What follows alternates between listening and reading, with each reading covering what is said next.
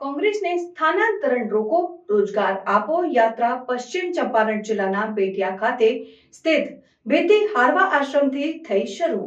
બિહારમાં કોંગ્રેસ દ્વારા સ્થાનાંતરણ રોકો રોજગાર આપો યાત્રા શરૂ કરવામાં આવી છે, જેનું ઉદ્ઘાટન પશ્ચિમ ચંપારણ જિલ્લાના બેટિયા ખાતે સ્થિત બેટી હારવા આશ્રમથી કરવામાં આવ્યું છે। યાત્રાનો મુખ્ય ઉદ્દેશ્ય બિહારના યુવાનોને રોજગાર પ્રદાન કરવાનું છે, જે રાજ્ય સરકાર પૂરતું કરી શકતી નથી। કોંગ્રેસ નેતા કન્યાકુમારે જણાવ્યું હતું કે ગાંધીજીએ 12 માર્ચે દાંડી યાત્રા કાઢી હતી।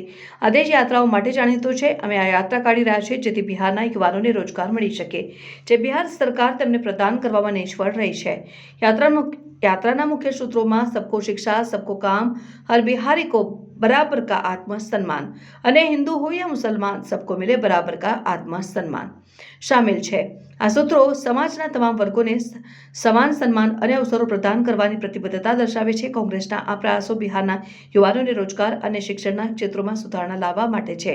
यात्राना मार्गमां विविध स्थळोए सभाओं अने चर्चाओनुं आयोजन करवामां आवशे, ज्यां स्थानिक लोको साथे सीधी वातचीत करीने तेमनी समस्याओं अने जरूरियातोने समजवामां आवशे। आ यात्रा द्वारा कांग्रेस बिहारना ग्रामीण विस्तारोमां रोजगारनी तको अने शिक्षणनी सुविधाओमां सुधारणा लाववा माटे प्रतिबद्ध छे। स्थानांतरण रोको, रोजगार आपो यात्रा बिहारना युवानोने राज्यमां ज रोजगारनी तको प्रदान करीने तेमनी स्थायिती अने विकास माटे प्रयत्नशील छे। आ यात्रा द्वारा कांग्रेस बिहारना युवानोने राज्यमां ज रोजगारनी तको प्रदान करीने तेमनी स्थायिती अने विकास माटे प्रयत्नशील छे। देखिए 12 मार्च अभी बीता है। 12 मार्च को गांधी जी ने दांडी यात्रा की शुरुआत की थी और आप जानते हैं कि यह देश जो है वो यात्राओं का देश है। कहने का मतलब ये है कि इस देश में हमेशा किसी न किसी तरह की यात्रा होती रहती है, पूरब से पश्चिम, उत्तर से दक्षिण, और सामाजिक यात्राएं होती हैं, सांस्कृतिक यात्राएं होती हैं, राजनीतिक यात्राएं होती हैं, तमाम तरह की यात्राएं इस देश में होती रहती हैं। यात्रा को सत्याग्रह के एक रूप में और अन्याय के खिलाफ न्याय की आवाज़ के तौर पे भारत के आधुनिक इतिहास में किसी ने अगर उस अचूक तरीके का इस्तेमाल किया है तो हमारे राष्ट्रपिता महात्मा गांधी हैं। और बात सिर्फ टैक्टिस की नहीं है, यात्रा करने के पीछे जो लक्ष्य है, उद्देश्य है, जो दर्शन है, तो गांधी जी का दर्शन बिल्कुल साफ है, सत्य और अहिंसा का। आज जिस तरीके से झूठ बोला जा रहा है और लोगों के जो बुनियादी सवाल है, रोजी रोटी, कपड़ा, मकान, शिक्षा, स्वास्थ्य, सड़क, बिजली, पानी, उसको गुमराह करके जिस तरीके से समाज में नफरत फैलाई जा रही है, लोगों को आपस में लड़ाया जा रहा है, तो हम गांधी जी से यह प्रेरणा लेते हुए, सीख लेते हुए NSY और यूथ कांग्रेस के हमारे साथी बिहार के युवाओं की इस यात्रा को उन्होंने शुरू किया है।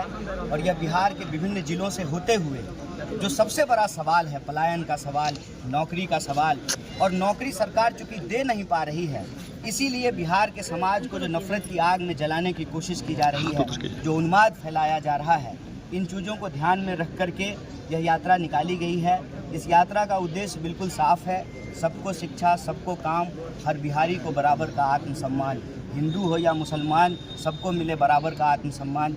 इस संकल्प को लेकर के हम चल रहे हैं। और आज जब बापू की धरती पर खड़ा हैं, बितिहरवा आश्रम में हम लोग खड़े हैं, तो हमारे मन में यही संकल्प है, रघुपति राघव राजा राम, पतित पावन सीताराम, ईश्वर अल्लाह तेरो नाम, सबको सम्मान। बीपीएससी छात्रों को लाठी से मारा गया, आप कहीं ना कहीं युवाओं को मुद्दा उठा रहे हैं, थोड़ा बीपीएससी छात्रों पर क्या एड्रेस करते हुए कहिएगा। देखिए, बात बीपीएससी की हो या बात इस प्रदेश में, देश में किसी भी परीक्षा की हो, आज प्रश्न पत्र लीक होना बिल्कुल आम बात हो गई है। अभी हमको उत्तर प्रदेश में जब हम लोग यात्रा निकाल रहे थे तो इलाहाबाद में जो है एक नौजवान ने कहा, मुझे आज भी याद है, बोला भैया एक ज़माने में जब डाक हुआ करता था और पोस्टमैन होते थे और वो बक्सा होता था लाल वाला, तो वहाँ से जो है प्रश्न पत्र, प्रेम पत्र लीक हुआ करता था।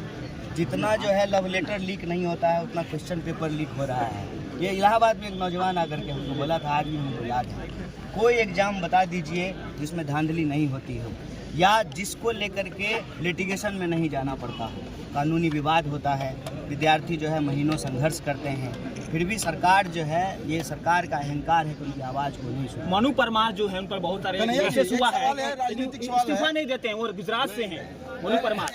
एक कन्हैया जी, एक सवाल है। बिहार में चुनाव होने वाले हैं और पदयात्रा है। और कितनी सीटों पर बिहार में ये चुनाव लड़ेगी कांग्रेस, कितनी मजबूती के साथ पदयात्रा निकालेगी? इस यात्रा का उद्देश्य है कि सबको सीट मिले नौकरी में। किसको सीट मिलेगा विधानसभा में और लोकसभा में, उसके लिए यात्रा नहीं है। सबको सीट मिले नौकरी में, जो पढ़ लिख लिया उसको दफ्तर में सीट मिले, उसके लिए यात्रा है। तो आपसे भी मेरा निवेदन है कि ये यात्रा का जो उद्देश्य साफ साफ है कि हम पलायन के सवाल को उठा रहे हैं। और पलायन क्यों होता है, उन वजहों को उठा रहे हैं, शिक्षा की कमी से, रोजगार की कमी से, स्वास्थ्य की कमी से। और यह जब सरकार दे नहीं पाती है, इसीलिए समाज को लड़ाती है, उन्माद फैलाती है, इसीलिए जो है लोगों को भड़काया जाता है। तो बिहार को अगर बेहतर बनाना है तो बिहार की जो युवा शक्ति है उसको काम देना पड़ेगा, रोजगार देना पड़ेगा।